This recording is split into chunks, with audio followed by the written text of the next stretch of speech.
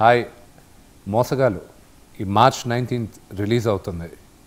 ఈ సందర్భంగా ఈ మూవీ ఎలాగో మేమందరం స్కామ్ల గురించి వీటి గురించే తీసాం కాబట్టి రియల్ లైఫ్ స్కామ్స్ ఎలా ఉంటుంది, అసలు ఎలా మోసపోతున్నారు, దానికి ఎలాంటి జాగ్రత్తలు తీసుకోవాలి, అసలు ద ఐడియా బిహైండ్ దిస్ వీటి గురించి కనుక్కోవడానికి నేను హైదరాబాద్ పోలీస్ కమిషనర్ గారిని రిక్వెస్ట్ చేయడం జరిగింది. ఆయన అనుమతి ఇచ్చి ఏసీపీ ప్రసాద్ గారిని మన ఎస్ఐ మదన్ గారిని వీళ్ళిద్దరిని పంపించారు. So I'm going to ask few interesting questions. So let us here వాళ్ళ దగ్గర నుంచే విన్నాం. ఎలా ఉన్నారు ప్రసాద్ గారు? హాయ్ అండి, నమస్తే. I'm fine. మీరు ఎలా ఉన్నారు? I'm doing good. Cinema release అవుతుంది, టెన్షన్లో ఉన్నాం మేము. మాధవ్ గారు మీరు ఆల్ వెల్. వండర్ఫుల్ అండి, వండర్ఫుల్. మోసగాళ్ళు అనే సినిమా చేస్తున్నామండి. దాంట్లో ఏంటంటే 2017లో బాంబే పోలీసులు, ముంబై పోలీసులు ఈ స్కామ్ని ఆపారు.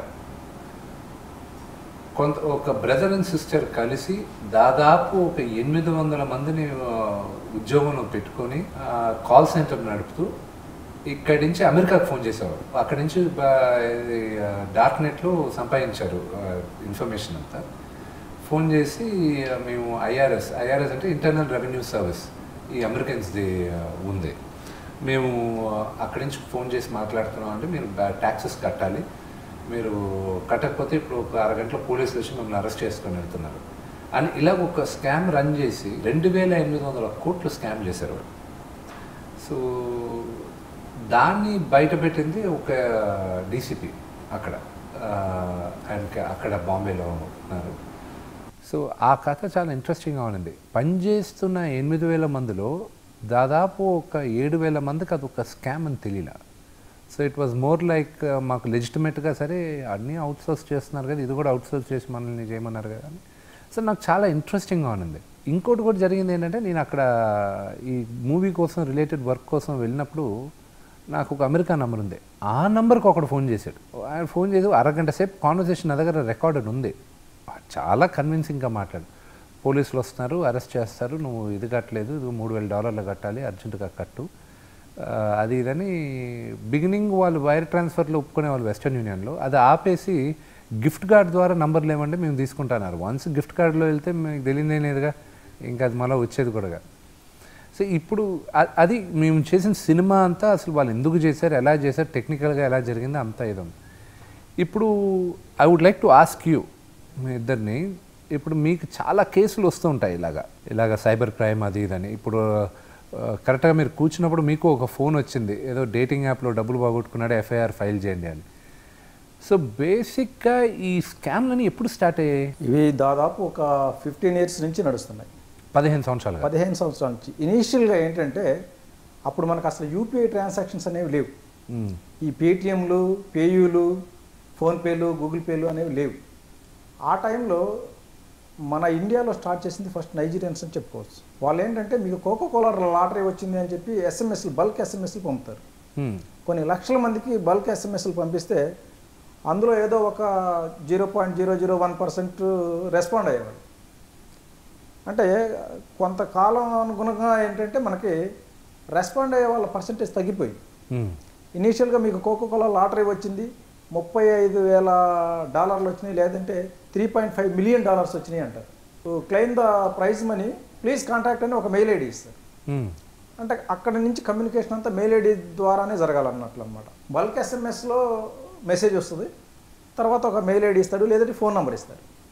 ఆ ఫోన్ నెంబర్ కనుక కాంటాక్ట్ అయితే మీ అమౌంట్ సేఫ్గా ఉంది, we are going to send the amount, కానీ కొన్ని లీగల్ ప్రాసెసెస్ ఉన్నాయి అని ముందు వీళ్ళ బయోడేటా తెప్పించుకుంటారు. బయోడేటా తెప్పించుకున్న తర్వాత లీగల్ ప్రాసెస్ అని చెప్పేసి ఇక్కడ నుంచి ఏంటంటే యూకే నుంచి పౌండ్స్ రూపంలో ఉంటుంది, అదంతా ఇండియా పంపించాలంటే కన్వర్షన్ చేయాలి. దాన్ని కన్వర్షన్ ఛార్జెస్ అని, తర్వాత ఆర్బీఐ ఛార్జెస్ అని, ఇలా వేరియస్ ప్లీజ్ చెప్పి డబ్బులు కలెక్ట్ చేసుకునేవాళ్ళు. అవన్నీ కూడా ఢిల్లీలో ఉన్న కొన్ని అకౌంట్స్కి ట్రాన్స్ఫర్ చేయమని అడిగేవాళ్ళు. ప్రైవేట్ అకౌంట్స్ ఢిల్లీలో బ్యాంక్ అకౌంట్స్ వీళ్ళు బ్యాంక్ అకౌంట్స్కి ట్రాన్స్ఫర్ చేసేవాళ్ళు. అంత ఎంత డబ్బు కడుతున్నా ట్రాన్స్ఫర్ డబ్బు మనం కట్టిపోతూనే ఉంటాయి కానీ మనకు ప్రైజ్ మనీ రాదు. ఇంకా వీళ్ళకి కట్టే కెపాసిటీ అయిపోయిన తర్వాత గ్రహించేవాళ్ళు. తర్వాత మనం పోయి వెరిఫై చేస్తే ఈ ఫోన్ నెంబరు ఇట్లా కొంతమందిని చీట్ చేసిన తర్వాత ఫోన్ నెంబర్ తీసి పడేస్తారు. అది స్విచ్ ఆఫ్ అయిపోతుంది. కాలర్ని కనుక్కోవడం చాలా కష్టమయ్యేది. కాలర్ డేటా చూస్తే అందరూ విక్టిమ్సే ఉంటారు. అటువంటి పరిస్థితుల్లో మనకి ఈ బ్యాంక్ అకౌంట్స్ అనేదే ఇంపార్టెంట్ కీ రోల్ ప్లే చేసేది ఇన్వెస్టిగేషన్లో. ఇనీషియల్గా ఏంటంటే మనం పోయి చూసినప్పుడు అందరూ కూడా దొరికేవాళ్ళు అకౌంట్ హోల్డర్స్ దొరికేవాళ్ళు. వాళ్ళందరూ ఇన్నోసెంట్ పర్సన్స్. వాళ్ళు ఏంటంటే మాకు పలానా వ్యక్తి వచ్చి నాకు కొంచెం డబ్బులు వచ్చేది ఉంది, నాకు బ్యాంక్ అకౌంట్ ప్రాబ్లం ఉంది, మీ అకౌంట్ ఇస్తే కనుక నేను మీ అకౌంట్లో వేయించుకుంటాను, వేయించుకొని ఆ అకౌంట్ వాడుకున్నందుకు గాను ఏదో మీకు 2000 3000 ఇస్తాను అని చెప్పి మా మాటలు చెప్తే మేము నమ్మి ఇచ్చినాము. అకౌంట్ వాడుకున్న తర్వాత ఆ అకౌంట్లో వచ్చిన డబ్బులన్నీ తీసి ఆ వ్యక్తికి ఇచ్చేసినాం. అతను తీసుకుని మాకు 2000 ఇచ్చినాడు. తర్వాత ఏమయ్యాడో మాకు తెలియదు. ఎవరు ఆ వ్యక్తి అంటే నైజీరియన్ కంట్రీకి సంబంధించిన వ్యక్తి. పేరు ఏదో చెప్తారు, జాన్ అని చెప్పినాడు, దాని ఫెర్నాండెజ్ అని చెప్పినాడు, రాబర్ట్ అని చెప్పినాడు, ఇట్లా పేరు ఒకటి చెప్తారు. ఆ పేరు ఫేక్ నేమ్ చెప్తాడు వీళ్ళకి. ఇంక తర్వాత వాళ్ళ కాంటాక్ట్ నెంబరు, కాంటాక్ట్ ఇన్ఫర్మేషన్ ఏమీ ఉండదు. దీంతో ఇంకా మనం ఒకవేళ అరెస్ట్ చేస్తే వీళ్ళని బుక్ చేయాలా, ఎందుకంటే ఎవిడెన్స్ వీళ్ళ మీదే ఉంటుంది. వీళ్ళ అకౌంట్లో డబ్బులు వచ్చినట్లు ఉంటుంది కాబట్టి వీళ్ళనే అరెస్ట్ చేయాలి. వీళ్ళని అరెస్ట్ చేస్తే ఎవిడెన్స్ పరంగా వీళ్ళకి కన్విక్షన్ తెప్పించడానికి అంతవరకు ఓకే, కానీ మనకు మనీ రికవరీ పార్ట్ అనేది ఉండదు. ఎందుకంటే వీళ్ళు ఒక రకమైన విక్టిమ్సే, అరెస్ట్ చేసి కూడా ఉపయోగం లేదు. కాబట్టి అటువంటి పరిస్థితి ఉండేది. తర్వాత అది ఏమైందంటే ట్రాన్స్ఫార్మ్ అయిపోయి ఢిల్లీలో ఇటువంటి ఫేక్ అకౌంట్స్ ప్రొవైడ్ చేసే ఏజెంట్లు తయారైపోయినారు. ఈ ఫేక్ ఏజెంట్స్కి నైజీరియన్స్ ఏంటంటే ఇలా అయితే ఒక్కోసారి ఏమవుతుందంటే ఈ అకౌంట్స్ ప్రొవైడ్ చేసిన వాళ్ళు ఇన్ఫర్మేషన్ ఇచ్చేవాళ్ళు, ఫలానా నైజీరియన్ ఇచ్చినాడు, నా ఎమ్మటి వస్తే నేను వాళ్ళని పట్టిస్తానని చెప్పి చాలా కేసులు పట్టించారు కూడా. అట్లా ఇలా జెన్యున్ అకౌంట్స్లో డబ్బులు వేయటం వల్ల ఏంటంటే మనం దొరికిపోతున్నాం. కాబట్టి ఇది కుదరదు, మనం ఏం చేయాలంటే అకౌంట్స్ కూడా ఫేక్ వే పెట్టేయాలని చెప్పేసి ఏజెంట్స్కి వీళ్ళే ట్రైనింగ్ ఇవ్వడం, దేశంలో ఉన్న అన్ని ప్రాంతాలకు పంపడం. అంటే ఇప్పుడు ఇన్వెస్టిగేటర్ని 10 దగ్గరలు తిప్పాలి. 10 లక్షలు పోతే దేశమంతా తిరిగి రావాల్సి వస్తే కనుక ఇన్వెస్టిగేటర్కి ఇబ్బంది అవుతుంది. ఒక్క కేసులో దేశంలో ఉన్న అన్ని ప్లేసులు తిరగాలంటే ఇబ్బంది. కాబట్టి వీళ్ళు ఏంటంటే ఆర్గనైజ్డ్ క్రైమ్ లాగా ఈ ఎవరైతే ఏజెంట్స్ ఉన్నారో అకౌంట్స్ ప్రొవైడ్ చేసే ఏజెంట్స్ వాళ్ళకి ట్రైనింగ్ ఇస్తారు. ట్రైనింగ్ ఇచ్చి బెంగళూరు ఒక ట్రిప్, తర్వాత పూనా ఒక ట్రిప్, బాంబే ఒక ట్రిప్, గుజరాత్ ఒక ట్రిప్, కలకత్తా ఒక ట్రిప్, ఇలా అన్ని మేజర్ సిటీస్కి పంపించి వెళ్ళేటప్పుడే ముందే ఫేక్ డాక్యుమెంట్స్ తయారు చేసుకుని వెళ్తారు. వీళ్ళకి అకౌంట్స్ ఓపెనింగ్ అనేది వెనతో పెట్టిన విద్య. ఎందుకంటే ప్రొఫెషనల్గా ఓపెన్ చేస్తారు, రోజు వీళ్ళ ప్రొఫెషనే అది. ఫేక్ అకౌంట్స్ ఓపెన్ చేయటం, అవి నైజీరియన్స్కి సప్లై చేయటం, దాంట్లో 10% కమిషన్ తీసుకోవటం. అంటే ఇప్పుడు అకౌంట్లో డబ్బులు పడిన తర్వాత డ్రా చేసేది ఎవరు? ఇంకా వీళ్ళే, ఈ ఏజెంటే డ్రా చేస్తారు. ఏజెంట్ అన్నిటి డెబిట్ కార్డులు అతని దగ్గరే పెట్టుకొని ఫోన్ వస్తుంది ఆయనకి. ఒక ఏజెంటు ఒక్కడికే సప్లై చేయడు, ఒక 10-15 నైజీరియన్స్కి సప్లై చేస్తాడు. అలాగే ఒక నైజీరియన్ ఒక ఏజెంట్ దగ్గరే తీసుకోడు. ఎందుకంటే ఒక ఏజెంట్ దగ్గర తీసుకున్నాడు, ఈరోజు ₹1,00,00,000 వచ్చేది ఉంది, ₹1,00,00,000 ఒకే ఏజెంట్ దగ్గర వేపిస్తే వాడు ₹1,00,00,000 డ్రా చేసుకుంటే ఇవ్వకుండా పారిపోతాడు. అందుకని చెప్పేసి 10 ఏజెంట్స్ దగ్గర తీసుకుంటారు. ఎక్కువ అమౌంట్స్ పడాల్సి వచ్చినప్పుడు ఏం చేయాలంటే ఒక ఏజెంట్ దగ్గర 5 లక్షలు, ఇంకొక ఏజెంట్ దగ్గర 5 లక్షలు, ఇంకొక ఏజెంట్ దగ్గర 5 లక్షలు, ఇలా ఎక్కువ మొత్తం డబ్బులు వస్తున్నాయి అనుకున్నప్పుడు డిస్ట్రిబ్యూట్ చేస్తారు ఏజెంట్స్కి. ఇప్పుడు 5 లక్షలు వచ్చిన ఏజెంట్స్ అంటే పారిపోడు. ఎందుకంటే పారిపోతే ఇక వాడికి తర్వాత ఫర్దర్ ఎవరో అకౌంట్స్ ఎవరో ఆ 5 లక్షలతోనే క్లోజ్ అయిపోదు. అందుకని అదే ₹1,00,00,000 అయితే కోర్టు వచ్చినాయి కదా దాంట్లో ఇంకేంటి మనకి అని చెప్పి అది తీసుకొని పారిపోతే సెటిల్ అయిపోతామనే ఉద్దేశంతో పారిపోతుంటారు. దానికి ఇట్లా 10 మంది ఏజెంట్స్ దగ్గర నుంచి అకౌంట్స్ తీసుకుంటారు. అందరికి డిస్ట్రిబ్యూట్ చేస్తారు. పెద్ద అమౌంట్స్ వచ్చినప్పుడు, చిన్న అమౌంట్స్ వచ్చినప్పుడు ఒక ఏజెంట్కి ఇస్తారు. 1,00,000 వచ్చింది, 1,00,000 వస్తే ఒక ఏజెంట్కి ఇస్తాడు. ఆ ఏజెంట్ దాన్ని 2 అకౌంట్స్కి డిస్ట్రిబ్యూట్ చేస్తాడు, అంటే డ్రా చేసుకుంటానికి అన్నమాట. ఇప్పుడు అన్ని మేజర్ బ్యాంక్స్ అన్నీ కూడా గోల్డెన్ కార్డ్స్, ప్లాటినం కార్డ్స్ అని చెప్పేసి 1 lakh వరకు మనం విత్డ్రావల్ లిమిట్ ఇచ్చినారు. డెబిట్ కార్డు మీద 1 lakh వరకు చేసుకోవచ్చు. అదే మామూలు కార్డ్స్ అయితే 40,000 50,000 వరకు ఉన్నాయి. వీళ్ళందరూ కూడా ప్రీమియం ప్లాటినం కార్డ్స్ తీసుకుంటారు. ప్లాటినం డెబిట్ కార్డ్స్లో ఏంటంటే 1 lakh వరకు లిమిట్ ఉంటుంది. కాబట్టి ఇప్పుడు 5 లక్షలు పడితే కనుక దాన్ని 5 అకౌంట్కి డిస్ట్రిబ్యూట్ చేసేస్తారు. ప్రతి వాళ్ళు ఇప్పుడు ఏజెంట్స్ అంతా ఈ ఇంటర్నెట్ బ్యాంకింగ్ వాడుతున్నారు. ఇంటర్నెట్ బ్యాంకింగ్ ద్వారా పడిన వితిన్ 2 minutes 5 అకౌంట్స్కి డిస్ట్రిబ్యూట్ చేస్తారు. మనకేమో విక్టిమ్ వేసిన అకౌంట్ ఒకటి వస్తుంది.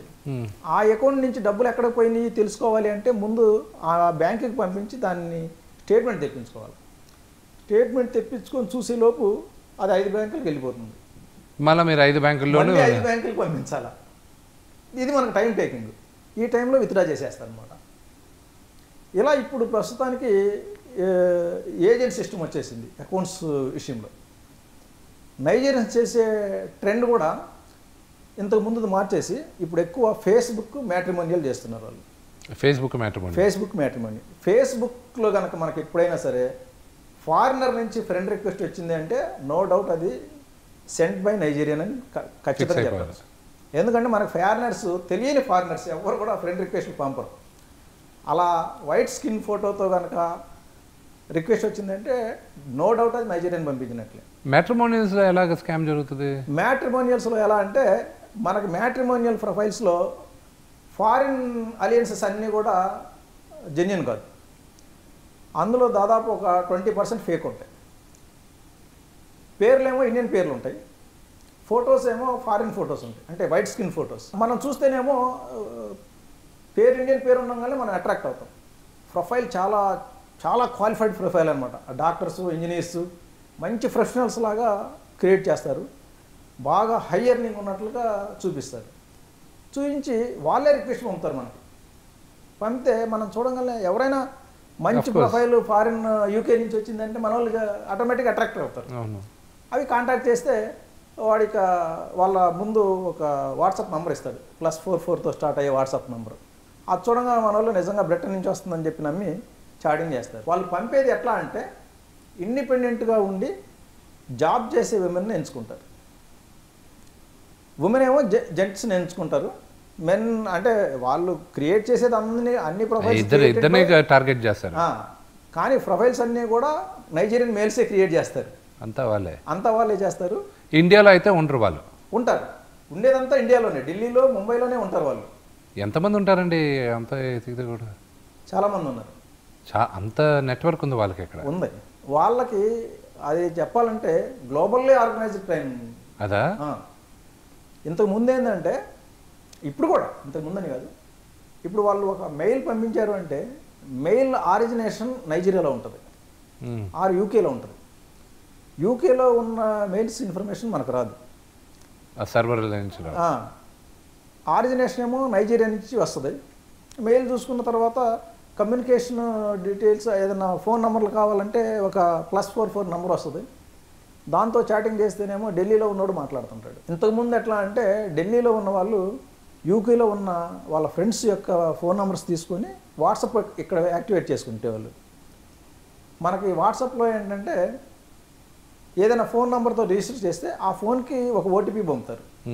వీళ్ళు యూకే నెంబర్ పెట్టి యాక్టివేట్ చేస్తారు. యూకేలో ఉన్న ఫోన్ నెంబర్కి ఓటీపీ పోద్ది.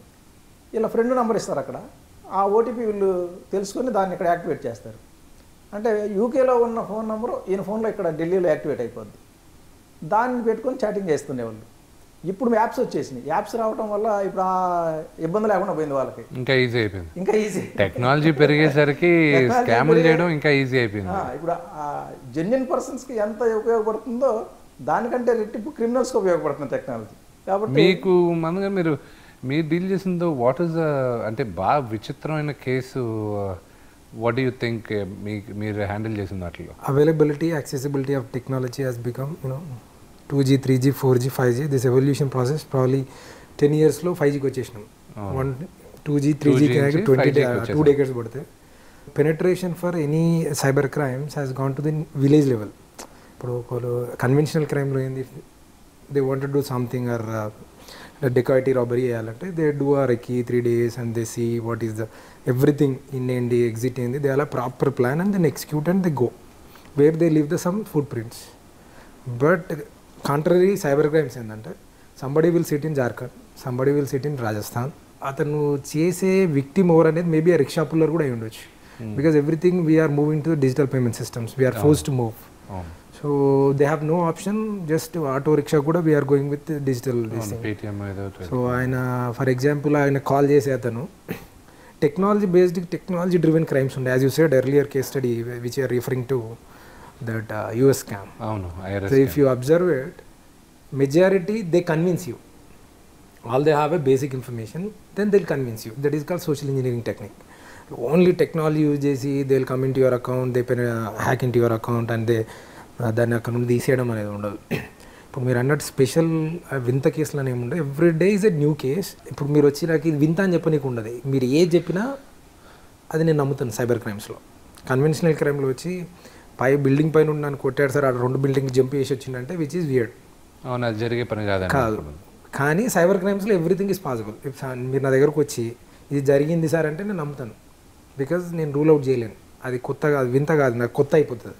సో ఇంకో కొత్త టెక్నాలజీ వచ్చింది, వీ షుడ్ అడాప్ట్, నేర్చుకో. హైయెస్ట్ స్కామ్ అంటే ఇలాగ మోసపోయింది మీకు ఎంత, మీ కేసులో మీరు హ్యాండిల్ చేసిన కేసులో ఏది హైయెస్ట్ డబ్బులు పోగొట్టుకున్నారు? ఇప్పుడు లాస్ట్ 1-2 ఇయర్లో 2020 ఆఫ్టర్ పాండమిక్ మీరు 2 కేసెస్ మంచి నేషనల్ వైజ్ సెన్సేషనల్ అయినాయి. వన్ ఈజ్ గేమింగ్ అని.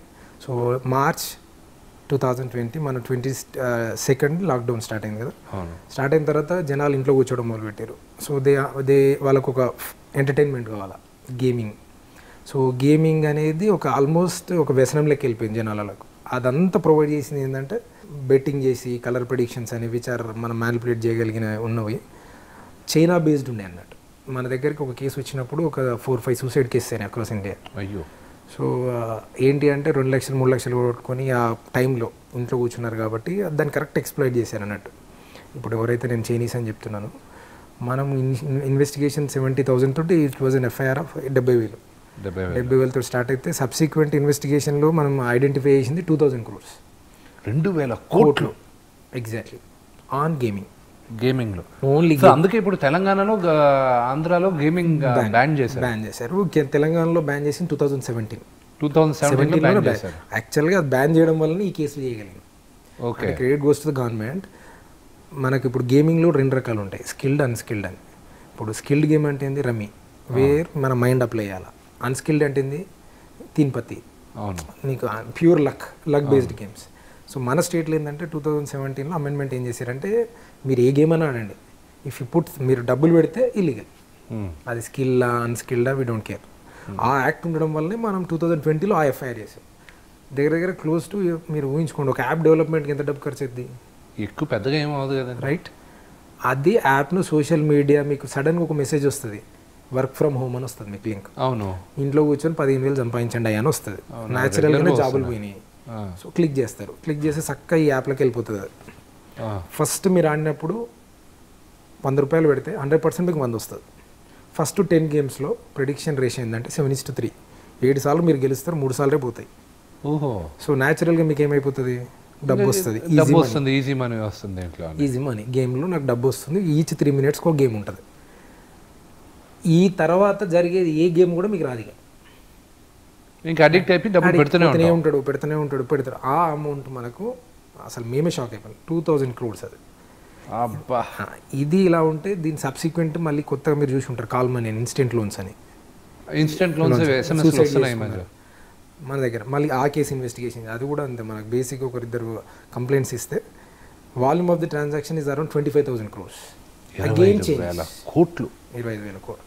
నేను 3,000 కోట్లు అమెరికా డబ్బు ఎక్కువ అనుకుంటున్నా, ఇది 25,000 కోట్లు మన ఊర్లోనే జరుగుతుంది. And for your information, entire money is Indian money, మొత్తం ఇండియన్స్ మనీ. అండ్ మొత్తం sponsored, organised, orchestrated by the out of Indian jurisdiction, suppose to be Singapore, Hong Kong are China. అక్కడి నుంచి వీళ్ళు డైరెక్షన్స్ ఇస్తున్నారు, మన వాళ్ళు చేస్తున్నారు. మనకి ఈ ప్రాసెస్లో కొన్ని 100 షెల్ కంపెనీస్ దొరికినాయి, 100 అకౌంట్లు దొరికినాయి. సింగపూర్, చైనా ఇక్కడ ఉన్న వాళ్ళు ఇండియన్సా, వాళ్ళ చైనాలో లాస్ట్ 2 years వరకు కూడా దిస్ ఈజ్ లీగల్, గేమింగ్ కానీ లోన్స్ ఇదంతా. అక్కడ ఒక స్టేజ్ దాటిపోయేసరికి అక్కడ శాంక్షన్స్ వచ్చేసినాయి, మీరు ఇది చేయకూడదు అని. వాళ్ళు they are searching for other markets, South Asia markets మీద పడ్డారు. సో అందులో పొటెన్షియల్ కంట్రీ ఏది అంటే మనం. ఇన్స్టెంట్ లోన్స్లో మొన్న 75,000 బెంగళూరులో ఒక చైనీస్ నేషనల్ పట్టుకున్నారు, ఇలాగ లోన్లు ఇచ్చి ఎక్కువ ఇంట్రెస్ట్లు కలెక్ట్ చేశారు. ఇదే కేసు.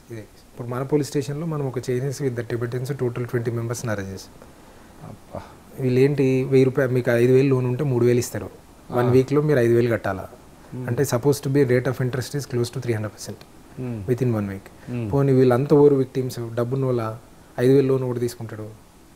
అంత మామూలు వాళ్ళే కదా, బీపీఎల్ ఫ్యామిలీస్. అవును, below poverty line. Exactly. So they squeeze the money of వాళ్ళ దగ్గర. ఇప్పుడు నేను డబ్బున్నోడి దగ్గరకి ఇవ్వడు, డబ్బు లేనోడికి 5,000-10,000 వాడే తీసుకుంటాడు. ఆటో రిక్షా డ్రైవర్లకి, వీళ్ళకి పానీపూరి షాపులు పెట్టిన వీళ్ళ దగ్గర డబ్బులు చేసేది. ఎగ్జాక్ట్లీ.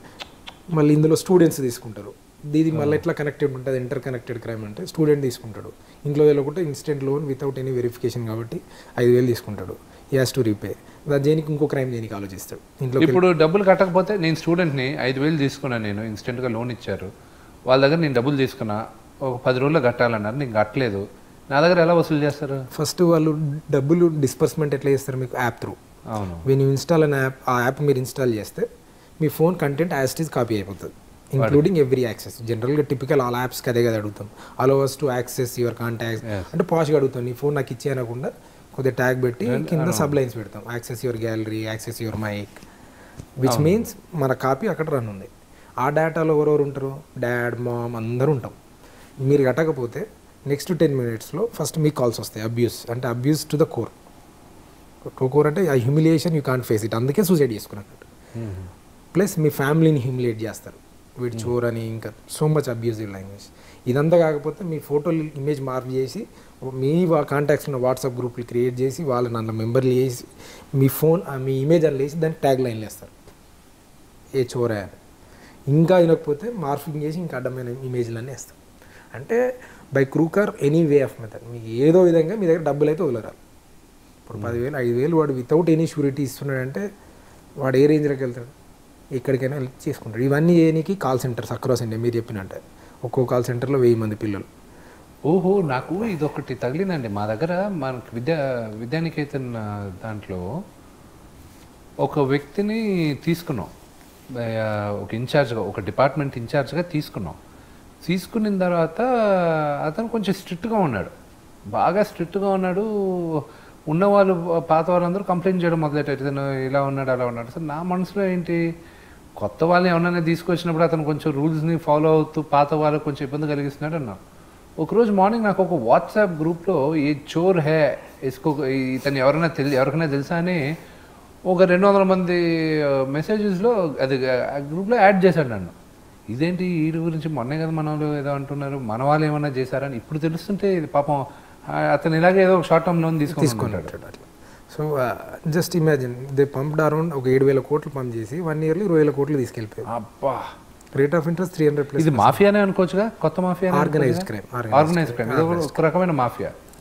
సో ఇప్పుడు వాట్ ఈజ్ యువర్ రికమెండేషన్ అండి? ఇప్పుడు ఎంతోమంది యంగ్స్టర్స్ ఇవన్నీ ఇలాగా వెళ్తున్నారు కదా, 1 wordలో చెప్పాలంటే ఎవరు కానీ ఫోన్లో మీకు క్విక్ మనీ వస్తుంది, క్విక్గా గ్యాంబుల్ చేసి డబ్బులు వస్తుంది, ఇవన్నీ అసలు టోటల్ అవాయిడ్ చేయాలి. ఖచ్చితంగా టోటల్గా అవాయిడ్ చేశారు. ఇప్పుడు వన్స్ డబ్బులు నా చేతిలో నుంచి వెళ్ళిందంటే ఇంకా వచ్చే ప్రసక్తే లేదు. అంటే ఇది లోన్ తీసుకుంటున్నారు కదా, లోన్ సంగతి వదిలేండి. ఇప్పుడు మీరు అన్నారు డేటింగ్ యాప్లో డబ్బులు పోయాయని, పోతే ఇంక వచ్చే పరిస్థితే లేదు. అంటే ఆ క్రిమినల్ని పట్టుకుంటే తప్ప, లేకపోతే రికవరీ కావడం కష్టం. మీరు చెప్పే ఉద్దేశం ప్రకారం వాడు అన్ని బ్యాంక్ ట్రాన్స్ఫర్లు చేసుకొని అన్నీ వెళ్ళిపోతుంటే ఎక్కడ పట్టుకుంటాం మనం వాళ్ళని? పట్టుకోవడం కూడా చాలా డిఫికల్ట్ అయిపోయింది. అంటే రోజు ఏంటంటే క్రిమినల్ కూడా అప్డేట్ అవుతున్నాడు.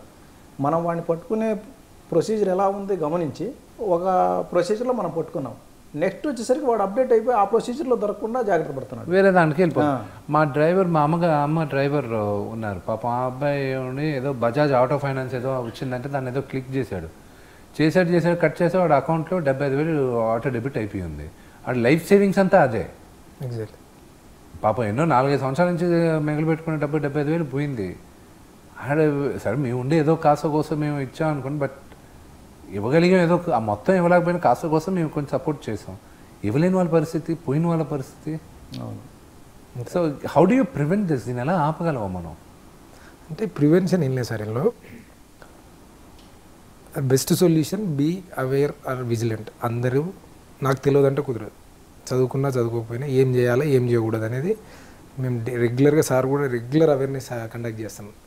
చూసాను వీడియో, చాలా బాగుంది సార్. లీడింగ్ మ్యాగజైన్స్లో అన్నిట్లో రెగ్యులర్గా వస్తుంది ఈరోజు జరిగిన క్రైమ్ లేనిది ఆన్లైన్లో.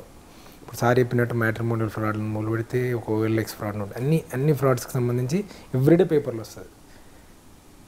అఫెన్స్ అయిన తర్వాత recovery percentage very less. Reason is అది డిస్పోజ్ అయి ఉంటుంది. అఫెన్స్ కాకముందు ఏం చేయాలంటే ఇప్పుడు మీరు చెప్పినట్టు ఐదర్ ఇప్పుడు దీంట్లో కూడా ఇంకో చిన్న యాడ్ ఆన్ చేస్తాను. ఇప్పుడు డేటింగ్ యాప్స్ బాగా నడుస్తున్నాయి. కరెంట్ ట్రెండ్ ఏంటంటే డేటింగ్ యాప్స్. మీరు యూట్యూబ్ ఓపెన్ చేస్తే మీకు కనిపిస్తూనే ఉంటారు. అవును, విచిత్రమైన ఫోటోలతోటి ఇన్స్టాల్ చేయమని. వాళ్ళు ప్లే స్టోర్లో ఉండరు, ఓన్లీ ఇలాంటి సోషల్ మీడియాలోనే ఉంటారు. ప్లే స్టోర్లో ఎందుకు ఉండరు అనే దానికి ఆన్సర్ అక్కడే ఉంది అన్నట్టు. సో ఇల్లీగల్ అన్నీ ఏది గూగుల్ ప్లే స్టోర్లో కానీ యాపిల్ iOSలో కానీ వీటిలో ఉండరు. 90% ఉండదు, 99% ఉండదు. సో అక్కడ లేకుండా ఓన్లీ బయట సోషల్ మీడియాలో వీళ్ళు కనిపిస్తున్నారంటే something wrong with that. Okay, ఒకటి ఆ యాప్ ఇన్స్టాల్ చేసినప్పుడు సమ్ కైండ్ ఆఫ్ మాల్వేర్స్ వైరస్లో ఏవో డౌన్లోడ్ అయిపోతే ఒక సెక్షన్ ఆఫ్ క్రైమ్.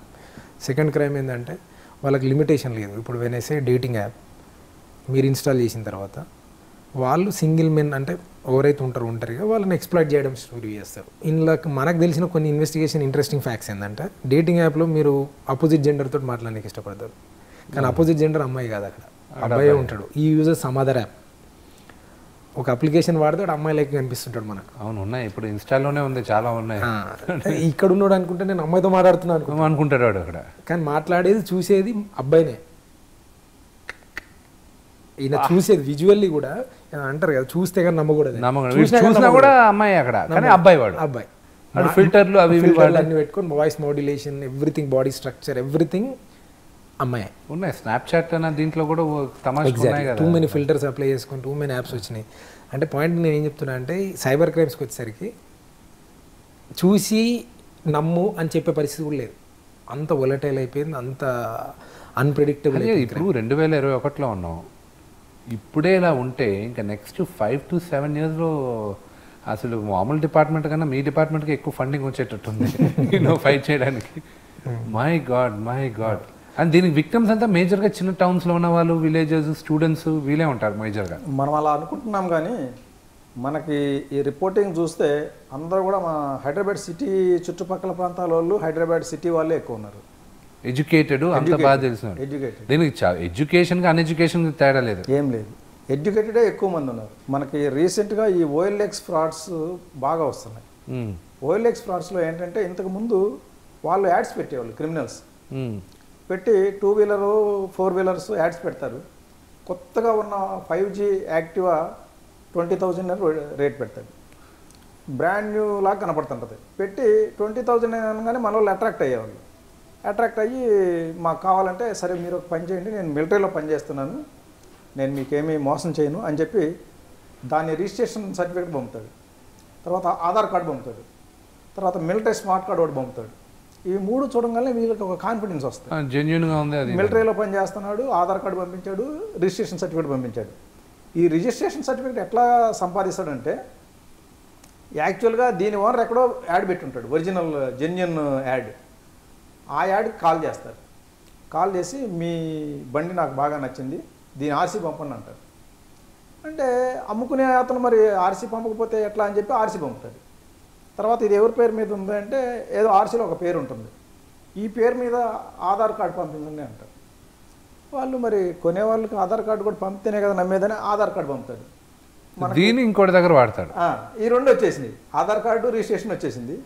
ఈ ఆధార్ కార్డులో ఉన్న పేరు తీసి ఆల్రెడీ వాళ్ళ దగ్గర ఈ PDFలో ఇది తయారు చేసుకొని పెట్టుకుంటారు. ఇప్పుడు అందరూ ఫోటోషాప్ అనేది చాలా కామన్ అయిపోయింది, ఈజీ అయిపోయింది. అదే నేర్పిస్తుంది మనకు ఎట్లా తయారు చేయాలనేది. ఫోటోషాప్లో వేసేసి ఒక ఆర్మీ స్మార్ట్ కార్డ్ తయారు చేసేస్తాడు. ఆ 3 పెట్టుకుని ఇదే యాడ్ని వాడు కాపీ చేసుకుని వాడు పెడతాడు. ఇక్కడ 70,000 పెడితే మనవాడు 20,000 పెట్టేస్తాడు. పెట్టేస్తే చూసే వాళ్ళకి 2 కనపడతాయి, 70,000 కనపడుద్ది, 20,000 కనపడుద్ది. అది ఇది ఒకటే ఫోటో, కానీ 70,000 అంటే కాస్ట్లీ కాబట్టి వీడికే కాల్ చేస్తాడు. 20,000 కాల్ చేస్తే వీడు కూడా అన్ని జెన్యూన్గా అన్నీ పంపుతాడు. స్మార్ట్ కార్డు పంపించాడు, రిజిస్ట్రేషన్ సర్టిఫికేట్ పంపించాడు, ఆధార్ కార్డు పంపించాడు. 3 పంపించిన తర్వాత ఇంకేంటి అని చెప్పేసి సరే ఎట్లా అంటే ఒక పని చేయండి, మీరు మా మిలిటరీ రూల్ ప్రకారం దీనికి ప్యాక్ చేసి పంపాలా, ప్యాకింగ్ ఛార్జెస్ 4,000 పంపించండి అంటాడు. అది పంపించిన తర్వాత ట్రాన్స్పోర్ట్ ఛార్జెస్ పంపాలా ఒక 4,000 అంటాడు. అదొక కట్టించేసుకుంటాడు. అది అయిపోయిన తర్వాత మిలిటరీ గేట్ ఛార్జెస్ అంటాడు. మిలిటరీ గేట్ పాస్ అవ్వాలంటే ఛార్జెస్ ఉంటాయి దానికి, అది 10,000 అని. టోటల్ చెప్పిందేమో 20,000. ఇవే దాదాపు కట్టించేస్తాడు. కట్టించిన తర్వాత నేను మా కొరియర్కి ఇచ్చేసినాను, కొరియర్ తీసుకొని వస్తున్నాడు అంటాడు అని ఒక నంబర్ ఇస్తాడు. తర్వాత నెక్స్ట్ డే ఆడు కాల్ చేస్తాడు, నేను బైక్ తీసుకొచ్చాను, శంషాబాద్ ఎయిర్పోర్ట్ దగ్గర ఉంది, ఓనర్ మీకు హాఫ్ పేమెంట్ చేయమన్నాడు, 10,000 కడితే డెలివరీ చేసేస్తా అంటాడు. సరే ఇంకా ఎట్లాగూ తీసుకుంటున్నాం కదా దాంట్లో 10,000 కట్టేస్తాడు. కట్టిన తర్వాత మళ్ళీ కాల్ చేస్తాడు, ఓనర్ ఒప్పుకోవడం లేదు, 20,000 కడితేనే ఇవ్వమన్నాడు బైక్, మీరు 20 కడితే ఇస్తా లేకపోతే లేదంటాడు. ఆ టైం కూడా కట్టేస్తాడు. అంటే ఇప్పుడు ఈ కట్టాల్సిన 20 వచ్చేసినాయి, ఆ ముందు ఆ ఛార్జ్ ఈ ఛార్జ్ అని చెప్పేసి కొంత కట్టించేసుకున్నాడు. టోటల్గా ఒక 40,000 వరకు లాగేశారు. లాగిన తర్వాత మీరు ఇందాక వేసిన 20,000 మాకు రిఫ్లెక్ట్ కాలేదు, అవి మళ్ళీ వేస్తే ఇస్తాం లేకపోతే లేదంటాడు. అంటే ఇది బేసిక్గా కకృతి వల్లే. అంతే. ఇప్పుడు యాక్చువల్గా 2020 మోడల్ బైక్ ఇంత చీప్గా రాదు అనేది అందరికి తెలిసిన విషయమే, కానీ కకృతి పడతారు. ఎంత రేషియో అంటే సపోజ్ ఒక 100 మంది మోసపోయారు అనుకోండి, దాంట్లో ఎంతమందికి న్యాయం జరగచ్చు ఈ సైబర్ క్రైమ్లో? అంటే మనకి ప్రస్తుతం ఉన్న స్టాఫ్ ప్రకారం అయితే ఒక 20% వరకు జరుగుతుంది. మిగతా 80% దొరికే ప్రసక్తి లేదు. అంటే మనకి స్టాఫ్ అంతా అన్నిట్లో ఇప్పుడు 5 times ఇంక్రీజ్ అయిపోయింది ఒక 3 years బ్యాక్ చూసుకుంటే కదా. సో అక్రాస్ ద కంట్రీ పెరుగుతుందండి ఇప్పుడు ఇది, ఈ క్రైమ్స్ ఇంకా అక్రాస్ ద కంట్రీ ఇదే పెరగచ్చు. ఇదే ఇప్పుడు ఏం లేదు సార్, ఇప్పుడు న్యాయం అనే దానికి మళ్ళీ definition. What do you mean by న్యాయం అంటే రికవరీ పియరమా, పట్టుకోవడమా? పిటిషన్ అయినా ఎఫ్ఐఆర్ అయినా రాజస్థాన్ బేస్డ్ మాకు 100 కంప్లైంట్లు ఉంటాయి మంత్లీ. ఇన్వెస్టిగేషన్ సేమ్ అందరికీ, ఇప్పుడు ఈయనకు సపరేట్ ఆయనకు సపరేట్ ఉండదు. ఇన్వెస్టిగేషన్ ద ఎఫర్ట్, మేము పెట్టే ఎఫర్ట్ ఏదైతే ఉంటుందో ఇట్ ఈస్ సేమ్. మీరు అన్న న్యాయం డెఫినేషన్ ఏమవుతుంది అంటే, విక్టిమ్కి ఏముంటుంది, జైలుకి వెళ్ళడమా, ఆయన చంపేయాలి ఉరిదీయాలని ఉండదు, నా డబ్బు వచ్చిందా లేదా ఆయన ప్రాబ్లం. మా ప్రాబ్లం ఏంది, అక్కడికి వెళ్ళి ఇప్పుడు సార్ చెప్పినట్టు చాలా అన్కన్వెన్షనల్గా ఉంటుంది. వాళ్ళు బేసికలీ మైగ్రేటెడ్ ఫ్రమ్ పాకిస్తాన్ అట్లా ఉంటారు, ఎక్కువ క్రౌడ్, సర్టన్ కమ్యూనిటీస్ ఉంటారు, ఫెరోషియస్ ఉంటారు. తీసుకెళ్ళి చిన్న పిల్లల్ని ముంగటేయడం, లేడీస్ ముందుకు రావడం, ముసలోళ్ళు రావడం, అట్లా అంటే మనకు చాలా అన్కంఫర్టబుల్ సిచ్యువేషన్ బాగా క్రియేట్ చేస్తారు. ఇప్పుడు వాళ్ళు అతి కష్టం మీద ఒకరిద్దరిని పట్టుకొస్తాం, వాళ్ళకి ఏముంటుంది, దాన్ని 100 మందిని చీటి 10,000 చేసి ఉంటే 10 lakhs. ఆయన 10 lakhs ఎందుకు రికవర్ ఇస్తాడు, వచ్చి జైలుకి వెళ్తాడు, బెయిల్ తీసుకొని మళ్ళీ పోతాడు. 100 మంది కంప్లైంట్ చేయరుగా. ఎగ్జాక్ట్లీ. ఇప్పుడు 100 మంది చేసినా మా ఇన్వెస్టిగేషన్ సేమ్ ఉంటుంది, వీళ్ళందరూ లీడ్ టు ఒక విలేజ్కి వస్తాయి, 2 విలేజ్కి వస్తాయి. కానీ రికవరీ ప్రాసెస్ అనేది సార్ ఫస్ట్లో అయిపోయినట్టు సేమ్ అగైన్ అక్కడికి వస్తుంది బాల్ గేమ్. న్యాయము అంటే ఆయనకు అది న్యాయం.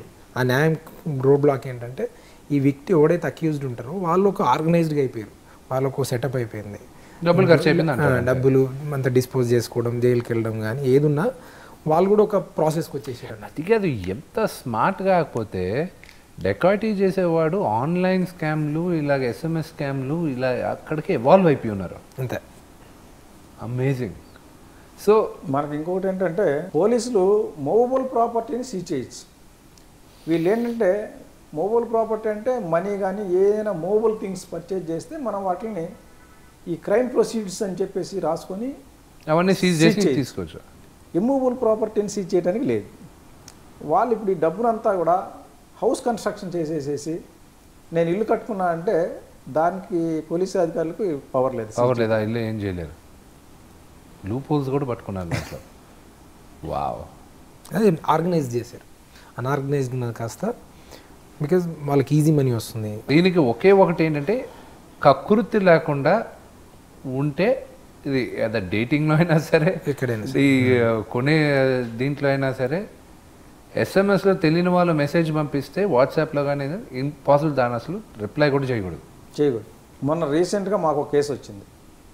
అందులో ఒక డాక్టర్, ఆయన ఈ డేటింగ్ యాప్లో చూశాడు.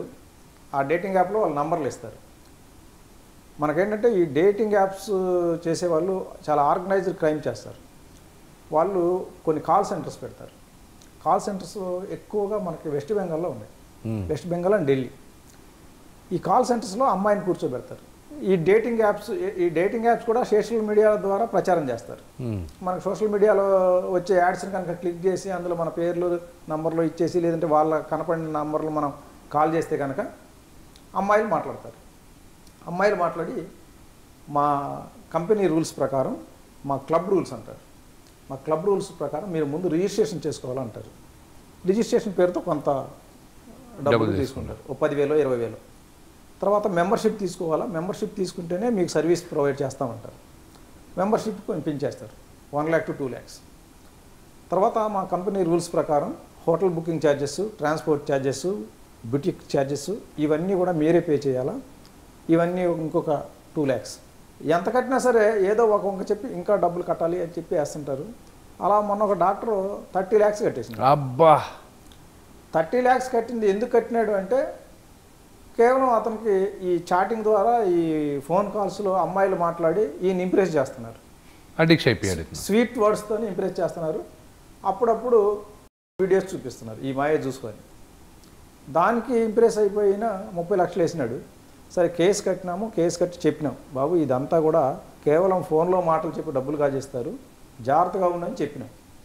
అయినా కూడా మళ్ళీ పోయి ఆ నంబర్లని మళ్ళీ కాల్ చేసి మళ్ళీ వాళ్ళకి డబ్బులు ఇవ్వడం ఆపకుండా మళ్ళీ ఇంకా అడిక్షన్ అంతే, అంటే అడిక్ట్ అయిపోయాడు అనమాట. ఇప్పుడు మరి అటువంటి వాళ్ళు ఇంకా అలాంటి వాళ్ళని పట్టుకోలేము. అక్కడ కలకట్టాకి వెళ్ళి రిసోర్సెస్ కూడా ఉండాలి కదా. రిసోర్సెస్ ఉండాలి. మనకేంటంటే ఇప్పుడు మనకున్న స్టాఫ్ స్ట్రెంత్కి ప్రతి కేసులో బయటకు పోయి పట్టుకురావడం అనేది ఇంపాసిబుల్ అది. ఇప్పుడు మనకు వచ్చే కంప్లైంట్స్లో 95% of the accused they are staying outside. ఓహో, out of the state. Particularly దగ్గర కూడా కాదు, మనకేదో పక్కన చెన్నైయో బెంగళూరు ఈ ఒరిస్సా మధ్యప్రదేశ్ అయితే తొందరగా పోయి రావచ్చు. 25 to 30% ఢిల్లీ, ఇంకొక 20% గుజరాత్, ఒక 30% వెస్ట్ బెంగాల్, మిగతావి ముంబై. 5 to 10% సౌత్ నుంచి అవుతాయి.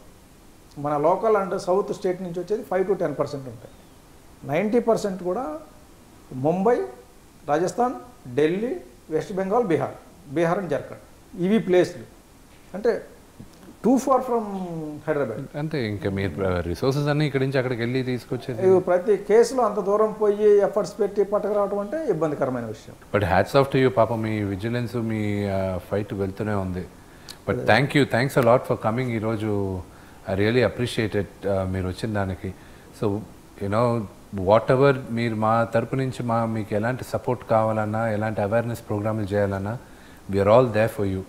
And at least we want to really help out, and hats off to the cyber crime department. మీ అందరం ఏదో ఒకటి ఉంటుంది కదా. అంటే ఇది దాదాపు కరెక్ట్గా లెక్కేసుకుంటే సంవత్సరానికి 1,00,000 కోట్ల స్కామ్ అన్నీ కుడితే. సో ఇట్ ఈస్ ఇంక ఇది ఇండియన్ ఎకానమీనే దాటేస్తుంది కొన్ని సంవత్సరాలు ఈ స్కామ్లు. My god, thank you very much for coming అండి. I really appreciate it. మోసగాలు చూడండి, యూనో వీ డోంట్ వాంట్ ఇలాంటి స్కాములు చేయకూడదు, ఎలాగా ఏంటి అనేది కొంచెం ఎమోషనల్గా అయినా కనెక్ట్ అవుతారు. Thank you very much sir. Thank you.